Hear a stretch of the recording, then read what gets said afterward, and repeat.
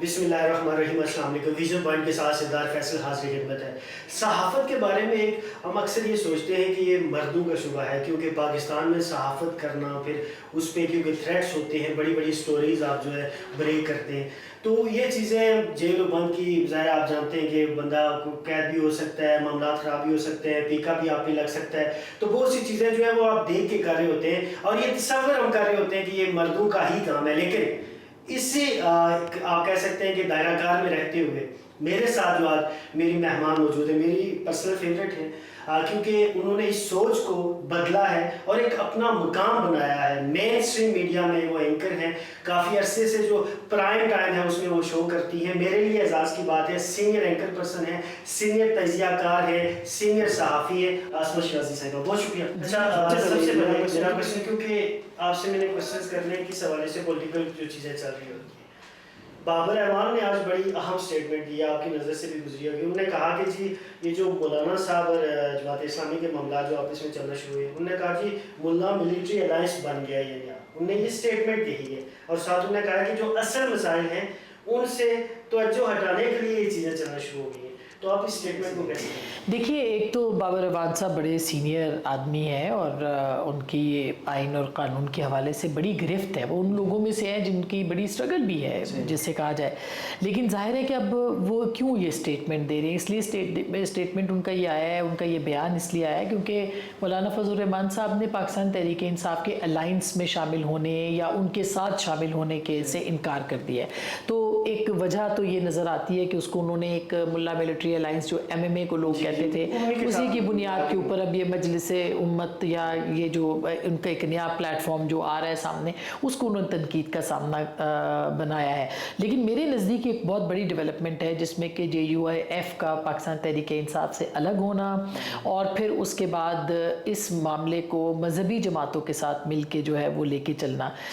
मेरा ख्याल है कि उनकी जो सियासत है उसके पेश नज़र, क्योंकि मौलाना एक बहुत ज़ीरक सियासतदान है और उनके पेश नज़र ये है कि एक तो जो इस वक्त के इश्यूज़ हैं उनको उन पे अवामी जो राय है उसको हमवार किया जाए और उसको चूँकि पाकिस्तान तहरीक इंसाफ का जो फोकस है वो सिर्फ इमरान खान साहब की रिहाई है और उसके साथ साथ जो दीगर मसाइल हैं उनके ऊपर उनका फोकस नहीं, लिहाजा उनको एक जो वैक्यूम है अपोजिशन का उसको फिल किया जाए।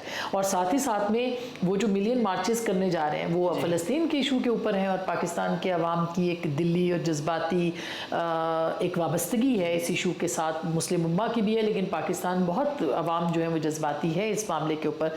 तो ज़ाहिर है कि मौलाना फजल रहमान साहब उसको सामने रखेंगे और उसके ऊपर अपनी इस अलाइंस का आगाज़ करेंगे और आगे जाके ज़ाहिर है ये पॉलिटिकल चीज़ों के ऊपर भी कन्वर्ट हो सकता है। तो मेरा ख्याल है उसको उन्होंने भांपा है, वो भी एक समझदार सियासतदान है बाबर रहमान साहब, उसको समझते हुए उन्होंने ये स्टेटमेंट किया है। मैडम मुझे ये बताइएगा कि PTI और JUIF के दरमियान काफ़ी अरसे से चीज़ें चल रही थी कि जी इत्तेहाद होगा, जैसे ग्रैंड अलायंस पहले बना था, PDM बना था, हो सकता है इस तरह का कोई अलायंस बन जाए। आप क्या समझती हैं कि कुछ मिसट्रस्ट का एलिमेंट हुआ या क्या वजह हुई कि इनका आपस में एक अलायंस अभी तक नहीं बन पाया और ये खबरें भी आ रही हैं कि मौलाना साहब आप मेरे घर में तैयार हैं? बिल्कुल, उन्होंने तो कल कह ही दिया इसके ऊपर कि वो तनहा अपनी एक जद्दोजहद का आगाज़ करेंगे। वो यहाँ से जो भी उन्होंने एहतजाज करना है जिस तरह से है वो अपनी एक अलग ग्रुप या एक अपना अलग जो एक प्लेटफॉर्म है वो उन्होंने बना भी दिया है, जिसमें वो आगे जाके अभी फ़लस्तीन के इशू पे जमात इस्लामी की मदद के ख़्वाह होंगे, आगे जाके वो दीगर जमातों को जमात इस्लामी समेत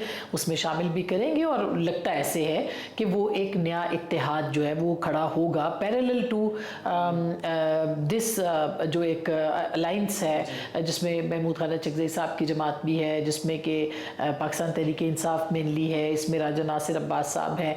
तो एक अलाइंस ये हमें नज़र आता है उसके पैरेलल। मगर मौलाना फजल रहमान साहब की ज़रूरत थी पाकिस्तान तहरीक इंसाफ को, मौलाना को शायद पाकिस्तान तहरीक इंसाफ की ज़रूरत नहीं है। उसकी जो तहफ़्फ़ुज़ात की आपने बात की, ज़ाहिर है कि उनके बहुत से तहफ़्फ़ुज़ात थे, उसमें से एक सबसे बड़े जो तहफ़्फ़ुज़ात का उन्होंने इजहार भी किया है उनकी जमात की तरफ से, जो हमें ख़बरें आई हैं कि वो इस्टेब्लिशमेंट के साथ बातचीत करने के लिए ख़्वाह नहीं थे। वो समझते हैं कि सियासतदानों से बातचीत की जाए, इमरान खान साहब इस्टेब्लिशमेंट से बातचीत करना चाहते हैं और फिर इस्टेब्लिशमेंट से बातचीत में अलाइंस कहाँ पे खड़ा होगा। मौलाना फजल रहमान साहब पहले से डसे हुए हैं PMLN के कि उन्होंने पूरा एक एहतजाजी तहरीक को लीड किया, उन्होंने सड़कों को गर्म किया उन्होंने, बड़ी ऑफर दी गई और मौलाना साहब। बिल्कुल उस वक्त तो आपको पता है कि मौलाना फजल रहमान साहब के साथ जो है वो मुलाकातें भी हुई और फिर उनको जो है वो उनकी एक बड़ी मशहूर लड़ाई भी आपको याद होगा कि वो जन बाजवा के साथ जो लड़ाई उनकी हुई थी और वो एक बाद में वो फिर ऑन द रिकॉर्ड भी आई।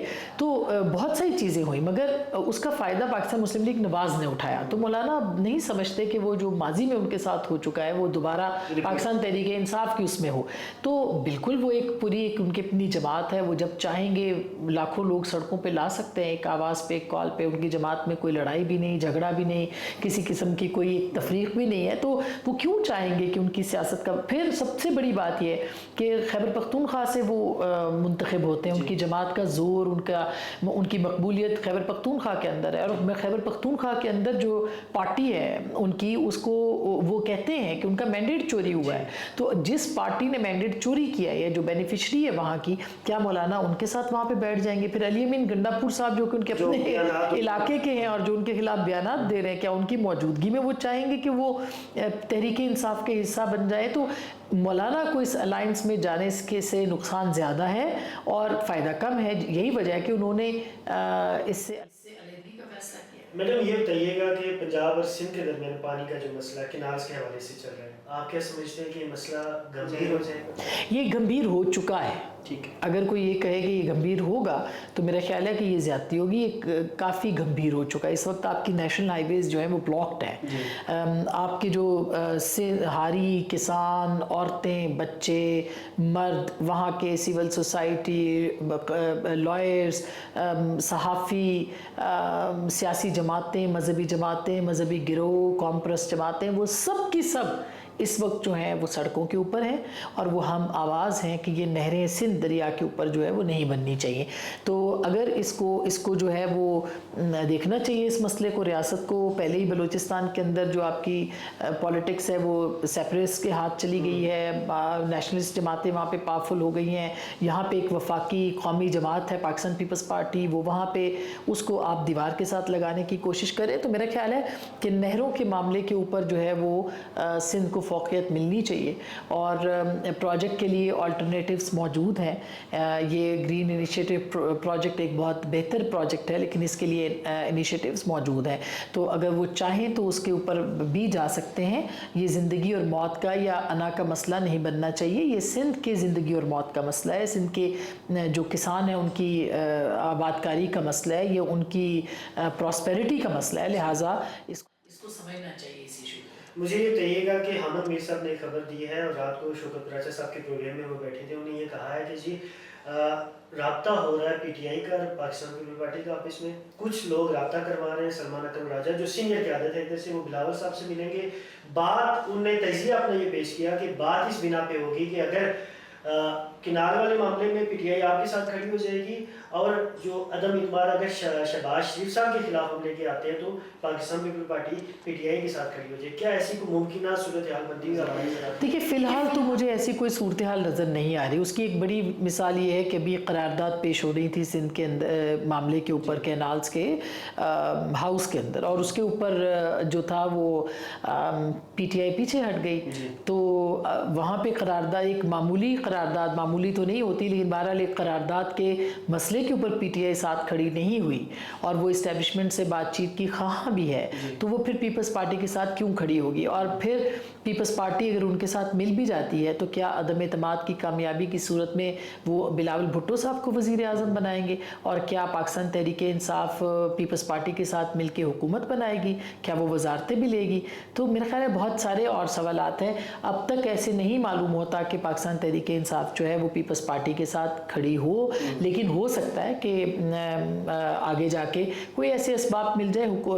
मतलब सियासत में तो कोई भी हरफ आखिर नहीं है, बात कुछ भी बदल सकता है। टेबल्स जो है वो टर्न हो सकते हैं, मेज़ के उस तरफ वाले इस तरफ आ सकते हैं, तो कल का नहीं पता। लेकिन इस वक्त जिस वक्त हम बात करें कैनाल्स के इशू के ऊपर, पाकिस्तान तहरीक इंसाफ पाकिस्तान पीपल्स पार्टी के साथ उस तरह से नहीं खड़ी नज़र आती जिस तरह से उनको खड़ा होना चाहिए था, क्योंकि वो समझते हैं कि उनका जो वोट बैंक है वो सिंध में मौजूद नहीं है। लिहाजा वो उसको हो सकता है आगे जाके, यानी देखा जाए तो सेनेट के अंदर भी आज उन्होंने पीपल्स पार्टी के साथ मिलकर एहतजाज किया, जो कि एक बेहतर पेशरफ्त है। लेकिन नेशनल असम्बली के अंदर क्या होता है, बिलावल भुट्टो साहब की मुलाकात होती है, किन बुनियादों पे होती है, किन शराइत पे होती है, और क्या तहरीक-ए-इंसाफ वो शराइत मान सकती है? जो JUIF की शराइत को तस्लीम नहीं कर सकी, वो पीपल्स पार्टी की शराइत को कैसे मान सकती है?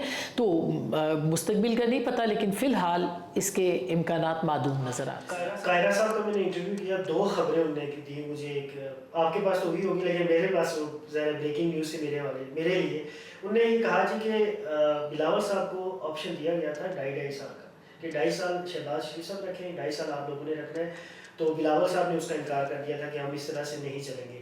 तो मुझे ये बताइएगा कि ये 2.5 साल वाली बात अभी तक चल रही है, या चीज़ें जो है वो शहबाज शरीफ साहब की अभी मतलब उनके गोल है, अभी उनके पास ही है, वो गोल कर सकते हैं, उनका टाइम पूरा कर सकते हैं, नहीं कर सकते?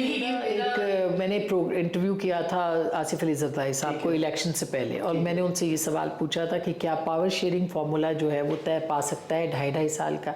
तो इसका जवाब रिकॉर्ड के ऊपर मौजूद है कि जरदारी साहब ने इससे ना भी नहीं की थी, और उन्होंने एग्जाम्पल दी थी कि बरतानिया के अंदर अगर इन हाउस चेंज हो सकता है तो यहाँ पे क्यों नहीं हो सकता? 1.5 साल में तब्दीलें हो सकती हैं हुकूमत रियासत। मेरा ख्याल है कि अभी जो है अभी तक तो मुझे नहीं लगता कि शहबाज शरीफ साहब के अलावा कोई ऑप्शन मौजूद है, क्योंकि बिलावल भुट्टो साहब ने, जैसे आपने कहा, कायरा साहब ने कि रिजेक्ट कर दिया, और वो ये समझते भी हैं कि इस तरह के सेटअप के अंदर प्राइम मिनिस्टर बनना या हुकूमत को अलग होना उनसे, और फिर एक वो अपोजिशन में तो जा सकते हैं, लेकिन इस तरह प्राइम मिनिस्टर बनना मेरा नहीं ख्याल कि कोई भी फिजिबल होगा। दूसरी तरफ ये कि शहबाज शरीफ साहब ये समझते हैं कि वो मईशत पे काम कर रहे हैं, मईशत में उनको लगता है कि कुछ उन्होंने अचीव किया, कुछ आशारिये बेहतर भी हुए हैं, तो वो भी PMLN भी नहीं चाहेगी कि 2.5 साल तक जब उनको फ्रूट्स खाने का टाइम हो, जो कि वो समझते हैं इस वक्त गवर्नमेंट कहती है कि 2.5 साल मिले तो इन्फ्लेशन कम हो जाएगी, ये हो जाएगा, वो जो उनके अपने टारगेट्स हैं, अहदाफ हैं जो IMF के साथ तय पाए हैं, अगर वो भी बेहतर हो जाते हैं तो वो क्यों चाहेंगे कि वो हुकूमत को इस तरह पीपल्स पार्टी के हाथ में या किसी और के हाथ में दे? तो मेरा ख्याल है कि ये चीज़ें इनिशियली ज़रूर डिस्कस हुई हैं, लेकिन इसके ऊपर कोई पेशरफ्त काम नहीं हो रहा। अब जयद सहाफ़ी है, इमरान खान का मुस्तकबिल क्या है? देखिए, इमरान खान साहब का मुस्तकबिल इमरान खान साहब के हाथ में है, किसी और के हाथ में नहीं है। इमरान खान साहब जो हैं उनके पास 1-2 ऑप्शंस ये गए थे कि आए थे डील के कि वो एक वीडियो बयान दे दें या 9 मई के हवाले से अपनी पोजीशन से हट जाएं या रिग्रेट कर लें, तो शायद चीज़ें बेहतर भी हो जाएं। लेकिन वो वीडियो पे आके, ये वैसे तो वो बातचीत करना चाहते हैं, राह बनाना चाहते हैं इस्टेब्लिशमेंट के साथ, लेकिन वीडियो पे आके स्टेटमेंट देना या ऑन द रिकॉर्ड स्टेटमेंट देना, या ये कि ऐसा स्टेटमेंट कि वो पीछे ना हट सके उससे, उनके यानी सबूत भी मौजूद हो, उनके लिए पॉलिटिकली ये फीजिबल नहीं है। तो इसलिए इमरान खान साहब जब तक अपनी पोजीशन से पीछे नहीं हटते तब तक उनके लिए मुश्किलात रहेंगी। KP में कोई बड़ी तब्दीली देख रही हैं आप अली अमीन के हवाले से? मेरा नहीं ख्याल कि फ़िलहाल खैबर पख्तूनख्वा के अंदर भी जो है वो फौरी तौर पर कोई तब्दीली हो सकती है। उसकी वजह ये कि अली अमीन गंडापुर साहब जो हैं उन्होंने अपना बड़ा अच्छा एक बैलेंस ऑफ पावर रखा हुआ है, उनके जो राब्ते हैं वो भी बहुत इस्टेब्लिश्ड है विद इस्टेब्लिशमेंट, उनके राब्ते अपनी पार्टी के अंदर भी हैं। इमरान खान साहब को उनकी ज़रूरत है, उनको इमरान खान साहब की ज़रूरत है, इस्टेब्लिशमेंट को अली अमीन साहब की ज़रूरत है, अली अमीन साहब को इस्टेब्लिशमेंट की ज़रूरत है। तो ये एक मैरिज ऑफ कन्वीनियंस है जो कि चल रही है। तो जब तक ये चलेगी तब तक अली अमीन गंडापुर साहब भी रहेंगे। आपने मुख्तलिफ अदवार देखे, नवाज शरीफ साहब की जलावतनी, उनका ज़ाहिर है कैदोबंद की सोबतें भी चीज़ें आपने देखी, जरदारी साहब की हमने भी देखी। ज़ाहिर है क्या फ़र्क आया, खान साहब का भी आप देख रही हैं, तो क्या फ़र्क है कि आपके पास, अगर मैं आपसे तजिया लूँ तो आप क्या समझती हैं कि सबसे दिलेरी से किसने की? देखिए, मेरा ख्याल है कि सभी ने दिलेरी के साथ जेल काटी है। 14 साल जेल जरदारी साहब ने काटी है, कम अरसा नहीं है। तो मेरा ख्याल है सबसे ज़्यादा दिलेरी से उन्होंने काटी है। ये उनके दुश्मन भी मानते हैं कि ज़िंदगी का एक बड़ा अरसा उन्होंने जेल में निकाल दिया। फिर ये कि उनको बख्तरबंद गाड़ियों में लाया जाता था, फिर उनके साथ इस तरह फैमिली की इस तरह की मुलाकातें भी नहीं होती थी। उनकी पार्टी के हवाले से भी उन पर तशद्दुद भी किया गया था जब उनकी ज़ुबान काटी गई थी। तो ये सब चीज़ें भी हैं। नवाज शरीफ साहब ने अपनी तौर पे कि उनकी अहलिया बीमार को वो छोड़ के आए, उनके उनका इंतकाल हो गया। अब ये भी एक माजी करीब की बात है, ये कोई बहुत पुरानी बात नहीं है। और इमरान खान साहब भी ज़ाहिर है वो जिस लाइफस्टाइल के आदी थे, जिस तरह से उन्होंने ज़िंदगी गुजारी थी, जो एक उनको आराम और आसाइश की ज़िंदगी थी, एक हीरो की लाइफ थी, एक ज़ाहिर है कि सेलिब्रिटी लाइफ थी, उसको छोड़ के उनका जेल में बैठना और बैठे रहना या इस तरह जेल भुगतना वो भी कम नहीं है। तो मेरे नज़दीक जेल कोई भी आसान नहीं होती, वो 10 दिन की हो या 14 साल की हो, लेकिन बहरहाल इस मामले में जरदारी साहब जो है ना, उन्होंने 14 साल की जेल काटी है। मरीम नवाज का भी टाइम आप देख रहे हैं, उसके अलावा शहबाज शरीफ साहब का भी वफाक के अंदर, सुबह के अंदर, लास्ट 2 क्वेश्चन। तो मुझे ये बताइएगा कि आपको कुछ पॉजिटिव वाइब आ रही है, लग रहा है कि आवाम के लिए कुछ, मुल्क के लिए कुछ हो रही है? देखिए, बेहतरी तो पहले से, अगर हम देखते हैं कि नवाज शरीफ साहब के दौर के बाद जब इमरान खान साहब का दौर आया था, तो जाहिर है कि हमें एक विजिबल चेंज नज़र आया कि उस वक्त मईशत बहुत मजबूत थी, फिर मईशत किस तरह से किस हाल में आ गई वो हमने देखा था। फिर इमरान खान साहब के बाद पीडीएम की हुकूमत आई, हालात जो थे वो जाहिर है ख़राब हो गए और बहुत ज़्यादा हुए, तो वो भी हमने देखा। अब हमें एक स्टेबिलिटी सी नज़र आती है, और ये जो इकोनॉमिक स्टेबिलिटी है ये पहले से बहुत बेहतर हुई है। यानी एक वक्त ऐसा था कि पाकिस्तान डिफ़ॉल्ट हो रहा था, और इसमें कोई दो राय नहीं है, इसमें बहुत सारे लोग इस बात को कहते हैं। तो उससे अब पाकिस्तान निकल के वो आ रहा है, आगे की तरफ बढ़ रहा है, और ये एक अच्छी बात है कि जिसमें अगर जीडीपी की शरह ठीक होगी, अगर इन्वेस्टमेंट आएगी, ये सब एफर्ट्स की जा रही हैं, अगर ये बराबर होती हैं, तो पाकिस्तान के नौजवानों को रोज़गार चाहिए यहाँ पे, जो कि 70% की आबादी है, और जो शरह है बेरोज़गारी की वो बढ़ती चली जा रही है। तो मेरा ख्याल है कि ये एक अच्छे साइंस हैं, इनको मज़ीद अच्छा करने की ज़रूरत है, और सबसे ज़्यादा हम आहंगी की ज़रूरत है। आप पॉलिटिकल डायलॉग के बगैर आगे नहीं बढ़ सकते, ये रियलाइज़ करने की ज़रूरत है। एक जो पॉलिटिकल अनरेस्ट है उसको ख़त्म करने की ज़रूरत है। आपको अपने बदतरीन जो मुखालिफिन है, मतलब हुकूमत ये समझती है अगर कि इमरान खान साहब उनके मुखालिफ है, तो उनको भी इंगेज करने की ज़रूरत है, ताकि इस मामले को हम आहंगी के साथ आगे लाया जाए और चार्टर ऑफ इकॉनमी बनाया जाए, ताकि आइंदा जो भी आए हुकूमत में वो उस एक जो रास्ता था जिस तरह से हिंदुस्तान ने तरक्की की थी, उस रास्ते को ना छोड़े। लास्ट क्वेश्चन है मेरा, 2025 में इमरान खान को रिहा होते हुए आप देख रहे हैं? अब ये तो शेख रशीद साहब भी बता सकते हैं कि वो तो कि वो क्या पेशन गोई करते हैं। मेरे पास ऐसा कोई, देखिए पाकिस्तान के अंदर हमने वो हालात भी देखे हुए जब जनरल मुशर्रफ कहते थे कि मैं देखता हूँ कि नवाज शरीफ और बेनज़ीर वापस कैसे आते हैं, और उनकी सियासत ख़त्म हो चुकी है, ये आपको याद होगा। तो अब वो वापस भी आए, बीबी भी वापस आई, अलग बात है कि उनको शहीद कर दिया गया, कत्ल कर दिया गया, लेकिन उनकी पार्टी बरसरे इक़्तिदार आई उसके बाद, और फिर आपने नवाज शरीफ साहब को भी देखा, वो तीसरी बार वज़ीर आज़म भी बने। तो हम नहीं कह सकते कि 25 में जो है वो इमरान खान साहब जेल में रहेंगे या बाहर आ जाएंगे, ये कल पे छोड़ते हैं। इस वक्त तक उनके लिए हालात बहुत ज़्यादा मुश्किल हैं। अगर वो बहुत सारे लोग जो कहते हैं कि 9 मई की एक पोजीशन है रियासत की, उस पोजीशन के अंदर इमरान खान साहब जब तक उस पोजीशन को समझते हुए अपना फ़ैसला नहीं करते, तो मेरा ख्याल है कि वो बाहर उनके इम्कानात कम हैं। मैडम बहुत शुक्रिया आपके वक्त का। विजन पॉइंट के साथ सरदार फैसल को इजाज़त दीजिएगा। अल्लाह ने के बाद।